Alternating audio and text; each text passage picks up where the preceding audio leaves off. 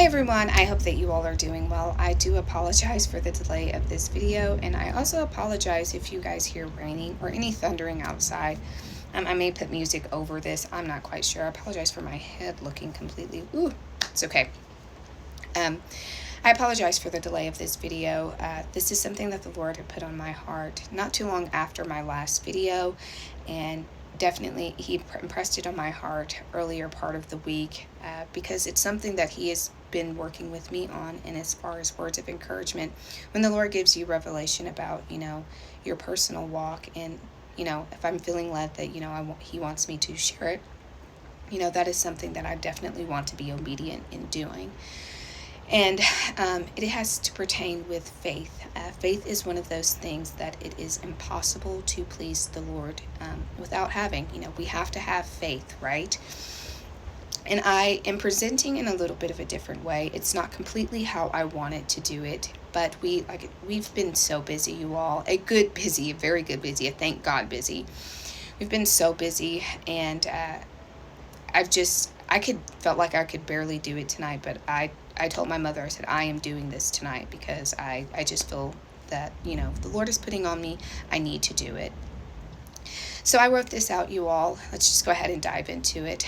And you guys, I just want to say, I'm thankful to the Lord for everything that He's doing for me and for my family. I'm looking forward to sharing testimonies with you guys as far as what the Lord is doing greatly for us. So I can't wait to share those with you guys.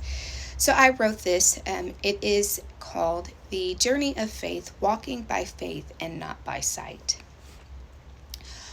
Walking by faith and not by sight. Easy to say, right? It's easy to want to apply to our walks. It's easy to be inspired by the men of God and women who we read about in the Bible who applied faith in their walks. God left us so many examples in the Bible of what walking by faith and not by sight looks like, a guide how we apply this beautiful characteristic to our walk with Him. From the story of Abraham, who is called the father of faith, to Noah, who built an ark for 120 years, you guys, so he looked crazy for 120 years just by obeying God. They mocked him, they laughed at him, but we know by faith he did it, and he saved his whole household. From Jacob and to other men and also women of God in the Bible. So you all, what is faith? Faith is the belief in something or someone without doubting the nature of that thing or someone. Nothing that can move you or shake you in that belief. Now, why is faith important? Well, faith is your and my weapon, a bridge to answered prayers. Hebrews 11:6 states, "But without faith it is impossible to please Him, for he that cometh to God must believe that He is, and that He is a rewarder of them that diligently seek Him." God makes it clear to us that we must believe Him, that He does exist, and that He will reward us when we diligently seek Him. He makes it clear that we must diligently seek Him. That diligence is a requirement for our growth and our protection. In John 14:13 it states, "And whatsoever ye shall ask in my name, that I will do, that the Father may be glorified in the Son." Verse 14 states, "If ye shall ask anything in my name, I will do it." So let's pause there for a moment. We must remember when we petition God with our requests, they must line up with His word and His character. John 5:14 states, "And this is the confidence that we have in Him, that if we ask anything according to His will, He heareth us. And if we know that He hears us, whatsoever we ask, we know that we have the petitions that we desire of Him." Faith is how we grow in God. If we petition Jesus for, let's say, faith as small as a grain as a mustard seed, or any other characteristic we desire, He desires to grant us those petitions. And as His children, we should be actively requesting these petitions. Once again, Jesus said, if we request anything and we have the faith and it is the size of the grain of a mustard seed, he would grant us the desires of our heart. Now, you all, if you've never seen a mustard seed, I encourage you to Google. It is very, very small, you guys. And it's the only amount of faith that it takes for God to move and give you the petitions of your heart. God is not a taskmaster, as some have made him out to be. These petitions are not only limited to our desires to be like him, he wants to grant you the desires of your heart, which you would want. So let's shift to another reason as to why it is important to carry faith as our weapon. We must diligently seek God because 1 Peter 5:8 states, be sober, be vigilant, because your adversary the devil as a roaring lion walketh about, seeking whom he may devour. The devil desires to devour the saints of God by seeking to implant his characteristics of himself in our hearts, the hearts of the children of God. And how does he do this? Well, he starts with the mind. If he can get you to dwell on, let's say, how someone treated you, you will begin to experience the emotions that he's trying to implant in you. You will begin to replay that scenario over and over and over again in your mind. Your emotions or feelings ignite with the characteristics that he's trying to implant in you. God does not want us dwelling on these thoughts. In 2 Corinthians 10:5, it states, casting down every imagination and every high thing that exalteth itself against the knowledge of God, and bringing into captivity every thought into accordance and obedience of Christ.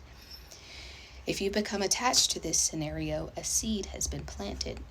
As you dwell more and more on this thought, you've begun to water and feed this characteristic. You've now moved into the stage of feeling or displaying the characteristics of what he wants to plant within you. What could some of these characteristics be? Hate, anger, bitterness, unforgiveness, laziness. We can even move into other characteristics that can be produced: slothfulness, gossip, pride, and every other characteristic that is attributed to Satan. We diligently seek God because we desire to be like him. We desire to take on his characteristics and obtain his attributes: mercy, love, forgiveness, kindness, faith, hope, joy, humbleness of mind, humbleness of heart, not lazy, not slothful, and many of the characteristics of our God. Faith is an essential weapon that we must carry. Ephesians 6:11 states, put on the whole armor of God that ye may be able to stand against the wiles of the devil. We must diligently seek him so we can withstand the attributes of the devil. So, you guys, why can it be hard to walk in faith? Well, there can be many different reasons of why it can be hard sometimes, depending on your circumstance. A lack of patience, frustration of a situation, being tired of the trials, and there could be other reasons. God may not grant you a petition immediately when you ask. It may be the next day. It may be next week. It may be next month. It may be next year. Or it can even be years from now. When you start going down the list of when will he answer me, it can get a little disheartening. But it shouldn't, because Luke 21:19, it states, in your patience possess ye your souls. James 1:2-4, it states, my brethren, count it all joy when ye fall into divers temptations, that the trying of your faith worketh patience. But let patience have her perfect work, that ye may be perfect and entire, wanting nothing. Patience is something that our society lacks. But God desires for us to be patient because it produces characteristics of him. Applying faith, believe it or not, puts our spirits close to God. We are connecting with him. To be joyful and content in our waiting season, we are displaying faith. Philippians 4:11 states, not that I speak in respect of want, for I have learned in whatever state I am, therewith to be content. In a waiting season, we know that God is working things out within us. He is perfecting us. God may be developing patience while you're in a season of waiting, or He could be perfecting you in another area by withholding the petition until He knows that you can properly handle the request. Sometimes we are not always ready for what we ask God for, though our intentions may be good. Patience is a petition that we should ask of God while we are waiting in faith for Him to grant us our petition. Now, a story that always inspires me is Abraham, who is called the father of faith. God made a covenant with Abraham, and this is the covenant that He made. Genesis 17:15-22, And God said unto Abraham, As for thy wife Sarai, thou shalt not call her Sarai, but Sarah shall be her name. And I will bless her, and give thee a son also of her. Yea, I will bless her, and she shall be a mother of nations. Kings of people shall be of her. Then Abraham fell upon his face, and laughed, and said in his heart, Shall a child be born unto me that is 100 years old? And said, Shall Sarah that is 99 years old bear? And Abraham said unto God, Oh, that Ishmael might live before thee. And God said, Sarah thy wife shall bear thee a son indeed, and thou shalt call his name Isaac. And I will establish my covenant with him for an everlasting covenant, and his seed after him. As for Ishmael, I have heard thee. Behold, I have blessed him, and will make him fruitful, and will multiply him exceedingly. 12 princes shall he beget, and I will make him a great nation. But my covenant will I establish with Isaac, which Sarah shall bear unto thee at this set time next year. As we know, she did have that child, and they named him Isaac. Now, in Genesis 22:15, we see where God asks Abraham to sacrifice Isaac, his son of promise, to him. So again, let's pause, not to allow the enemy to have any ground. God was trying to see if Abraham would obey him. God never believed in human sacrifice. He mentions this multiple times in the Bible, and he says that it is an abomination. One passage in Levi 20:2 states, Again, thou shalt say to the children of Israel, Whosoever shall be of the children of Israel, or for the strangers that sojourn in Israel, he that giveth any of his seed unto Moloch, he shall surely be put to death, and the people of the land shall stone him. So, essentially, in this passage right here, of course, it states, as far as giving thy seed, which means offspring in the Bible, especially in the Old Testament, which is their offspring where they would sacrifice. And this has a lot to do with witchcraft, you guys, but sacrificing their children unto their particular god, which was Moloch. But a lot of it, most of it, if you go and you just study it, has a lot to do with witchcraft. But they would sacrifice their children unto this particular god that they believed in. And we also know in the Old Testament, Jesus had not come back, so the guidelines of what God required for them is different now from what he required back then. So he commanded them to stone them. They were not under the dispensation of grace or mercy. We are. So when Jesus died, we obtained mercy and grace where we no longer had to, be stoned or put to death. Thank God. But if you're not familiar with those things, I do encourage you to read the Bible so you can get a proper understanding of why some things are different in the Old Testament, why versus now, in which we are still considered in the New Testament, technically, I guess you could say, but we are under the dispensation of grace. So, God had already made a covenant with Abraham concerning Isaac, as we read in Genesis 17. God wanted to see if Abraham feared, loved, and believed him concerning the promise he made to him regarding Isaac. Genesis 22:1-13 says, And it came to pass after these things that God did tempt Abraham, and said unto him, Abraham. And he said, Behold, here am I. And he said, Take now thy son, thine only son Isaac, whom thou love, and get thee unto the land of Moriah, and offer him there for a burnt offering upon the mountain of which I will tell thee. So let's pause again. God considered Isaac in his eyes and definition to be Abraham's only son because he was the son of promise. Though Ishmael was Abraham's son, he stepped out of the will of God and had Ishmael. So God, when he refers to his son, he considers Isaac his only son because he was the son that he promised Abraham. And Abraham, unfortunately, you guys, he stepped out of that will and he begot Ishmael, who was the firstborn. Isaac was the secondborn, but Isaac was the one who God promised to Abraham. So God considered Isaac to be Abraham's only son because he was the son of promise. Abraham, through stepping out of the will of God, had Ishmael. So God referred to Isaac as Abraham's only son. So let's continue. And Abraham rose up early in the morning and saddled his ass and took 2 of his young men with him and Isaac his son and the clave of wood for the burnt offering, and rose up and went into the place which God had told him. Then on the 3rd day Abraham said unto his young men, Abide here with the ass, and I and the lad will go yonder and worship and come again to you. And Abraham took the wood of the burnt offering and laid it upon Isaac his son, and he took the fire in his hand and a knife, and they went both of them together. And Isaac spake unto Abraham his father, and said, My father. And he said, Here am I, son. Here am I, my son.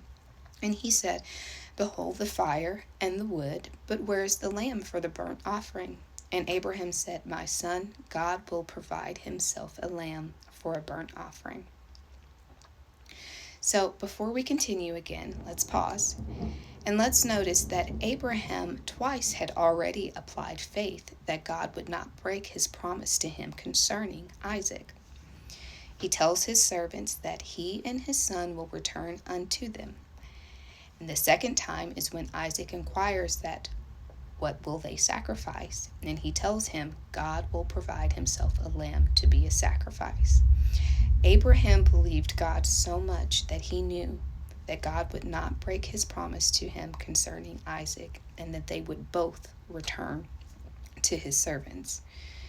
So let's continue. So they went both of them together, and they came to the place which God had told of them. And Abraham built an altar there, and laid the wood in order, and bound Isaac his son, and laid him upon the altar with the wood. And Abraham stretched forth his hand, and took his knife to slay his son. And the angel of the Lord called unto him out of heaven, and said, Abraham, Abraham. And he said, Here am I. And he said, Lay not thine hand upon the lad, neither do thou anything unto him.